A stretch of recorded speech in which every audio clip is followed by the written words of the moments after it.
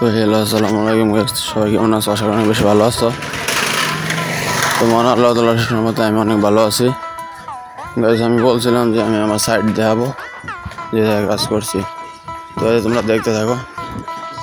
তারা আমি এখন হাঁটতেছি, তো আর পরে কিছু কইতাছি, পরে কই একটু।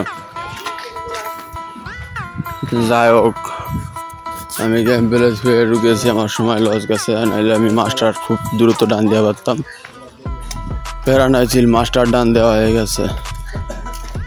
তো এখন আর আমি কিছুই কমো না, ডাইরেক্ট একবার মনে করো যে এই সাইডের ছাদের উপরে যায় কিছু ভিউটু নেবো, তারপরে চলে যাবো, শেষ।